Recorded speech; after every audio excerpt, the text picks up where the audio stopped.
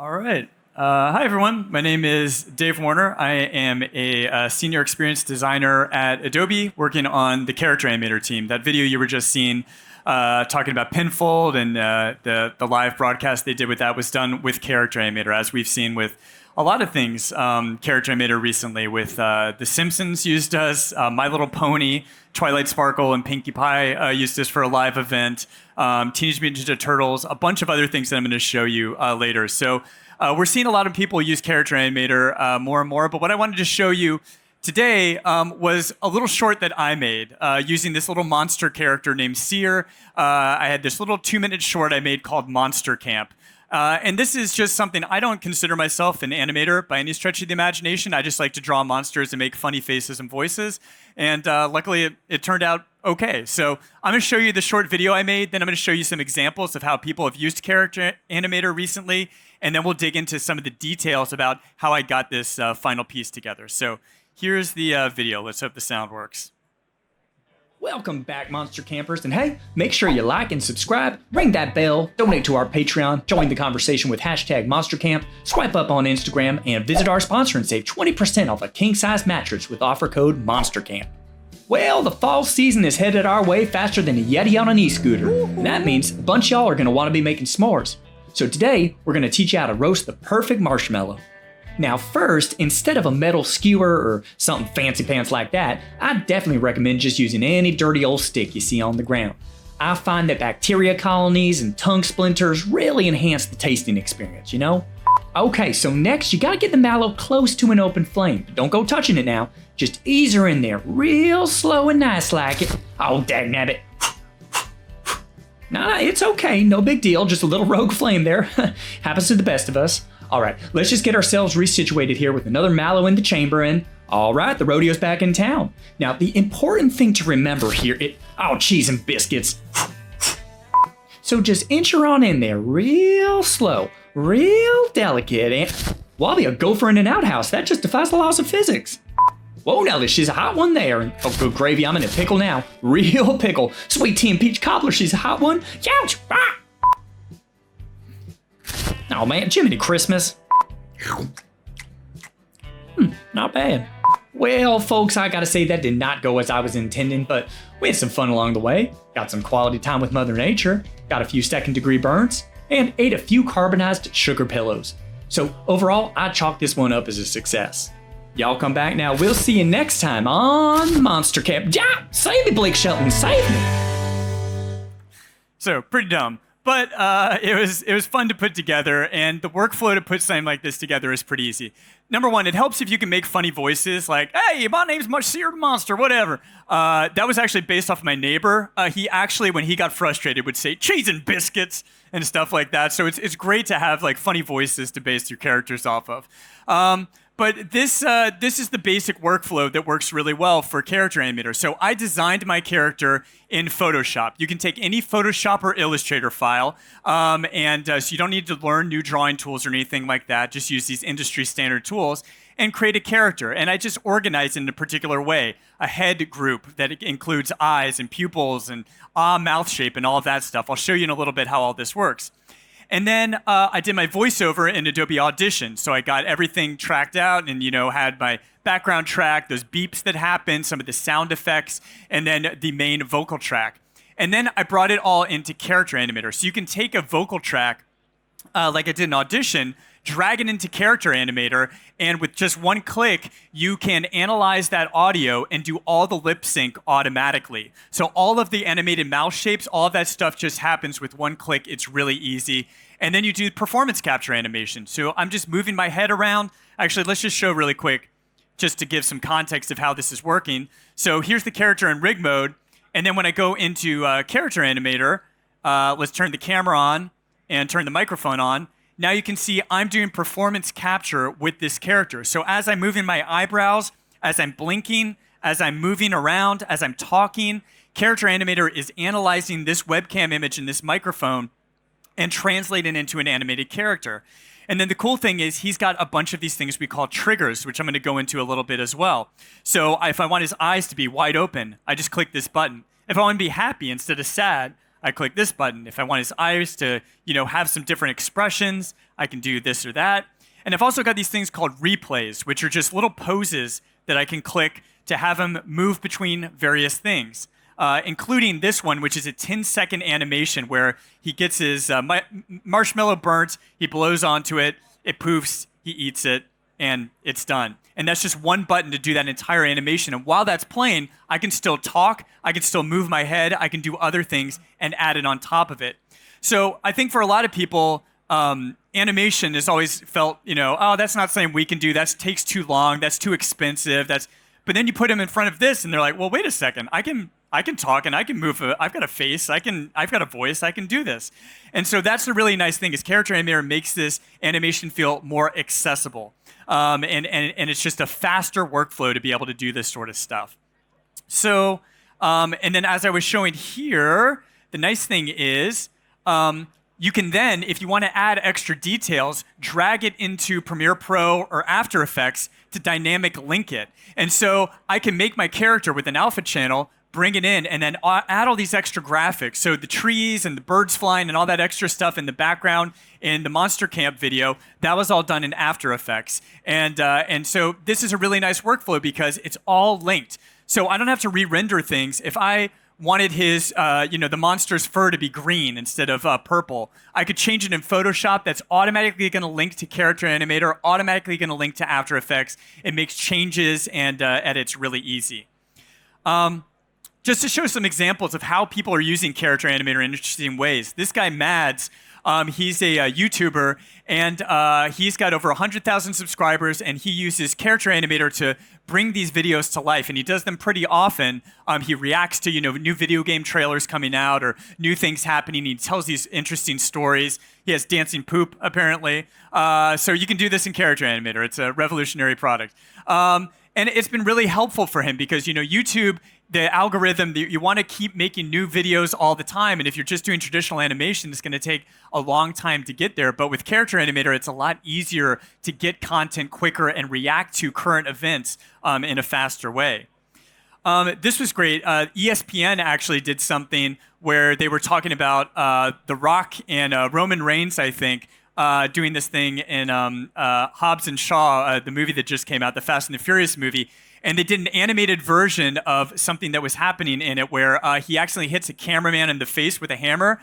And they did an animation about this, and The Rock actually retweeted it and said, this was awesome, like this was hilarious. And it was this Character Animator created animation that E60 did from ESPN. This guy, Leon Belt, did, and it really, really funny stuff. Another great thing about Character Animator is the live aspect. So being able to do a live Q&A chat. So this is something I did last winter with the snowman character who was talking to people live on Facebook. So you can hook up Character Animator using OBS, Wirecast, anything that connects you online, and you can just set a live chat. And so you can have a live snowman answering questions from people here on Instagram or YouTube or wherever you want. And that's really a great way to interact with people. This is when I was talking about My Little Pony earlier. This is what they did, where they had Pinkie Pie and Twilight Sparkle answering questions from fans, like what's your favorite cupcake flavor, or when are the cute ponies going to get their cutie marks and all that stuff. I don't know what I'm talking about, but that sort of thing. Critically Awkward. These guys do Twitch video game streaming, and they're in 3 different locations, but they're able to have their characters on screen and have these different triggers that they do where fun things happen to them. And it's great because they have these characters, they can do live streams, but they can also do these interviews. They can react to movie trailers. So once you have a character rigged and created, you can do so much with it. Make an Instagram post, do a live stream, do a pre-recorded thing. There's so much you can do. And these guys are really pushing the boundaries, getting these characters in all sorts of different things. The official Dungeons & Dragons channel actually has been using Character Animator.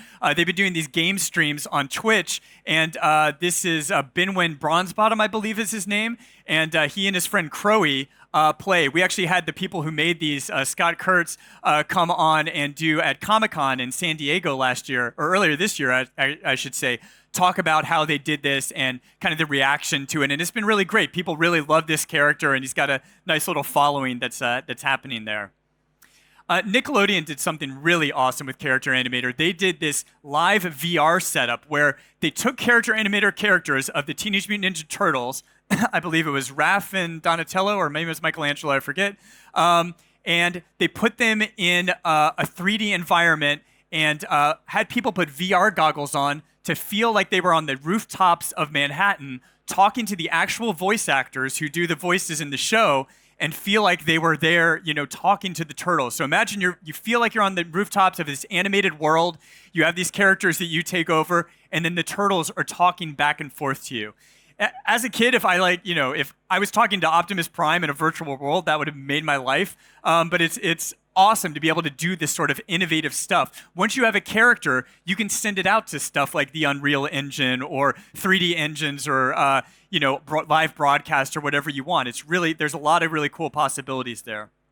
Nerdist used Character Animator for some Halloween themed stuff they did. So they have this character Onyx, and he was talking to horror icons about how they feel about all their movies being remade recently.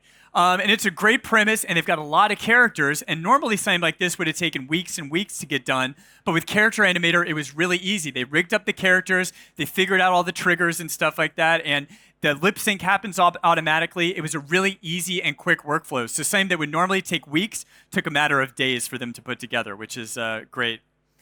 I love these guys, Jammy Man. You're seeing a lot of different styles of characters because you can put anything in a Photoshop or Illustrator file. It could be whatever you want.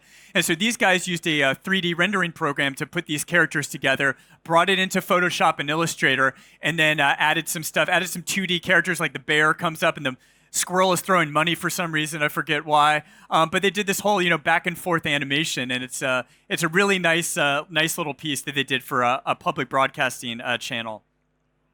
So let's show a little bit more about how this Monster Camp thing came together. So this character has a lot of rigging going on. So if I go into rig mode here, this is kind of the X-ray view of the character. This is where we set up, you import your Photoshop or Illustrator file, and then you start to add things to it. So as a really simple example, there's this group called Head. Let's turn this off right now so I just see the head. Okay, so Head is anything inside this group is going to be moving with my own head.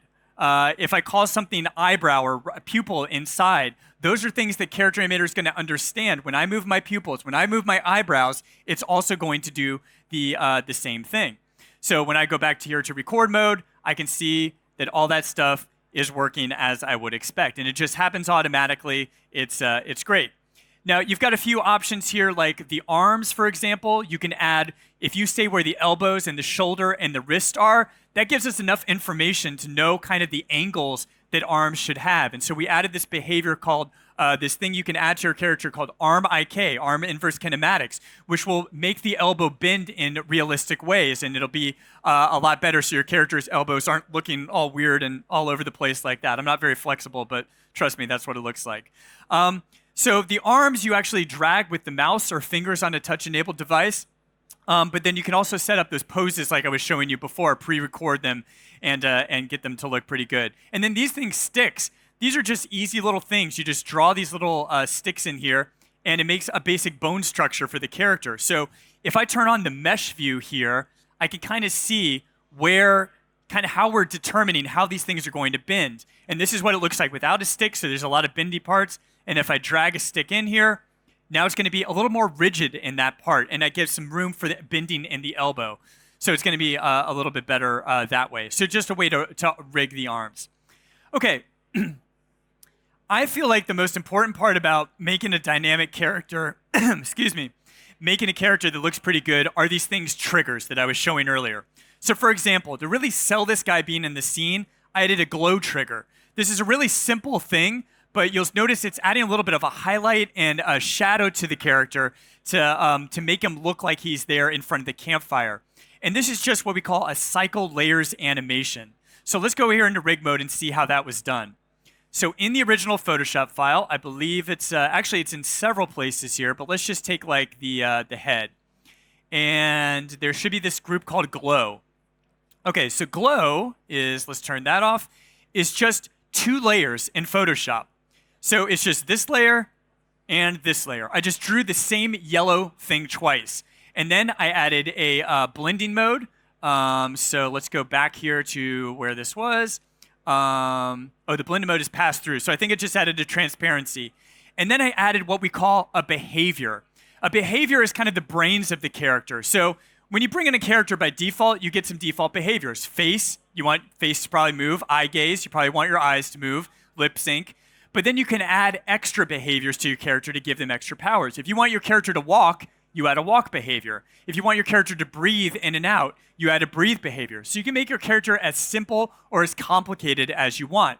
For this particular character, I added what we call the cycle layers behavior, and it's exactly what you would think. It cycles through those layers. In this case, it's kind of looping back and forth between the two to give that glow effect. And then I did the same thing for the shadows and the other parts of the character. So when it's all put together, something like this, it's going to kind of keep cycling back and forth and give that glowing effect. The exact same behavior is what's driving that fire animation there. That's a 6-frame animation, and I just added the cycle layers behavior and said just keep looping this and keep it moving, and that's how that works as well.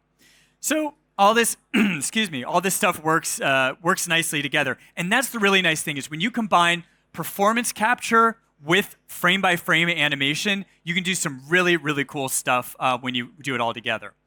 So to set up a trigger, like let's say this sort of thing, like his eyes, very simple. His eyes lids just open up and down, or I make them, kind of happy or impressed, or I give him a happy mouth. All of these are really easy to set up. All you have to do is you've got this triggers panel over here in rig mode. And if I wanted like his head to be triggered, this is a terrible idea. I wouldn't recommend this, but I'm just going to show you because it's silly. So I'm going to drag his head into create trigger. And now this is a new trigger down here called head. So let's make this with the L key maybe, and I'll say latch. And let's go back to record mode. Now by default, it's going to say, I don't want to show the head. So his head has completely disappeared by now. He just has a neck. But if I press that L key, now it's going to show up. So it's as easy as that. You say, do I want this layer or this group or this animation to show up by default? Or do I want it to show up when I press a particular trigger button? And that's how the whole process works. Now, this gets a little bit more complicated when let's get rid of that trigger. And let's go into like the marshmallow burning, for example. So let's go into manual mode here. So now he's got this whole trigger system where I've got a few different arm positions or hand positions. So if I want him to point or have his palms flip or something like that, I can do that. But then I also have this one for holding the marshmallow, the stick on the marshmallow. And then within that trigger, I have more triggers. So when I want that to turn on fire, I press the fire trigger, and now it's on fire. If I want it to be burnt, I press that, and it burns and does that little smoke animation. I can do that as many times as I want, right? It's really easy to do this. And once he eats it, I can do the no trigger, so the no marshmallow, so it gets taken away. And so all of these are little custom icons and triggers that I can set up for my character to really make it as dynamic as I want. So we've seen characters that have dozens of these triggers to really make them come to life and do a lot of interesting stuff. This controls panel down here, by the way, completely customizable. I can make whatever icons I want. I can drag these. I can hook this up to a MIDI device. In the demo station out behind here, we're showing it hooked up with palette gear, where you can hook up little knobs and dials and buttons, and it feels like a video game or an arcade machine to be able to do all this stuff. And it's really fun to do it. It's puppeteering, essentially. It's live puppeteering that you're doing all this stuff with. You can also drag things in from anywhere over here. So if I wanted, to be able to control his position X or his opacity or stuff like that, I can just drag these in here and then double click and move around, and those will have an effect on the character as well. So it's really easy to kind of customize and create these live setups, both for pre-recorded stuff and for live stuff. Now he's actually in the fire, so let's move him away from there a little bit. Now, one of the things that I use the most for this character are those replays. So these are things like these poses here. All these different things that he's doing where he kind of will wave or he'll move little poses. These are things that are really easy to set up in the timeline. And the nice thing is you can go between these different poses very quickly. And once you have a character with a lot of poses, it makes it really easy to trigger a bunch of stuff. So when I'm triggering this, It's triggering his eyes to be this kind of lower eyelid thing. It's triggering his mouth to be happy, and it's triggering his arms to go up a little higher on his hips. So I'm actually triggering like 4 different things that are happening at any given time. And the way you would do this is pretty simple. So let's go to our timeline here. Let's say I want to add a new pose to this character. I want him to do 2 fingers pointing up and smiling, like, hey, something like that. All right, so how would I do something like that? Well, let's disarm most of the behaviors. I only want to focus on the dragger and the triggers here. So let's do that. I'm going to take this off, and let's take, let's get him over here, and let's go into, oh, here we go. That's what I want. Okay. So let's drag the arms. So I'll drag one arm up like this, one arm up like this. Let's, I probably want his arms to be, I want him to be happy and pointing. So I'll do those 2 triggers. And then I need to find his happy eyes, something like that. Okay, so something like that. Hey, he's looking like that. So I'm going to press, go here to, I think it's in timeline, record 2-frame take. I'm just going to record a really short take here.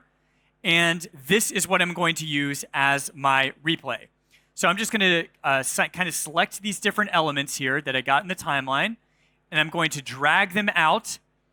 And I'm going to add what we call blending to each of them.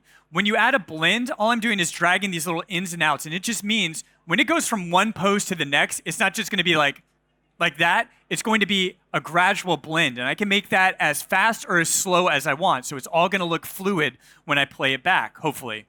So this all looks good. I like how this is looking. So I'm going to right-click this and say Create Replay and Trigger and Swap Set. I'm going to add it to my poses because that's my group of poses that I already have over here. And let's set this one to the L key maybe. Something like this. Hips and latch. Okay. So now, if I did this correctly, when I press L, he's going to do most of the things he's doing. Oh, I didn't get the mouth trigger, but I got most of them. So now, anytime I press L, he's going to do that pose. So, hey, hey. And then I can mix that with all his other poses, and I can have them all, show up together. So that's the nice thing. Over here, these are all in a poses group called a swap set. And you can make a swap set easily. Just click plus and say Create Swap Set. And then you drag as many triggers as you want in there, and it's only going to show one at a time. So when you have like different hand positions, for example, you don't want, this hand showing up at the same time as this hand and this hand. You only want one showing up at a time. And so with Swap Set, you can do that where only one trigger is going to show up at any given time. So for the pose system, that makes a lot of sense. That works really well. So you've got your character, you've got all this stuff, you're happy with it. You can just very easily drag the character into After Effects. Drag this project into After Effects or Premiere Pro. And, you could just export it directly from here if you wanted to, or you could drag it into one of these, and then you've got all the power of After Effects and Premiere to do other things. So that video I was showing earlier, what I ended up doing was keeping, I had the character, I had the basic character performance, and then I added all the extra elements. There's birds flying in the background. There's clouds floating by. There's a kind of a parallax view of these trees parting when it first opens up. He's talking about all these things, and things are flying in and out. All that was done in After Effects. So you can kind of see how this whole workflow makes it really easy to get from point A to point B. Make the character in Photoshop, do the audio in Audition, do the animation, performance capture in Character Animator, and then bring it all together in Premiere or After Effects or something like that. Works pretty well. So what I would say is if you are interested in learning more about Character Animator, I would check out these resources. We have a ton of free puppets available online. We've been doing new puppets once every month. So we have monthly new puppets that come out, and you'll see a bunch of styles. We had this clay dinosaur. We had a 3D polygon-looking fox, a stop-motion style character, all these different characters that you can download for free. You can use them for whatever you want, and you can see how they were made, how they did different things with the characters, and take them apart or add your own artwork in, swap things in. It's a great resource, and that's the website to go to for that. In addition, we have a ton of video tutorials that'll teach you everything you need to know. That Getting Started video is a 15-minute kind of crash course into how to set things up, get started in Character Animator. And we've got that all the way to a 2-hour complete workflow that goes through each step of creating a short 5-minute cartoon and how you would go about doing that. So tons of resources online. And then I am happy to answer questions too. So at OKSamurai on Twitter, YouTube, Instagram, anything like that. If you guys are creating puppets and your head's falling off, or your pupils are coming out of your eyes, or your characters are on fire or whatever, feel free to write me. I'm happy to help as best I can. We also have a demo booth in the back. We have stickers and other fun stuff there. So please, either myself or Seer from the team will be there as well. So that's it. Please stick around. I think what's coming up next? Let's see. Great Big Story. Yes, you should stick around for that. So my name's Dave. Thanks so much, and enjoy the rest of your IBC.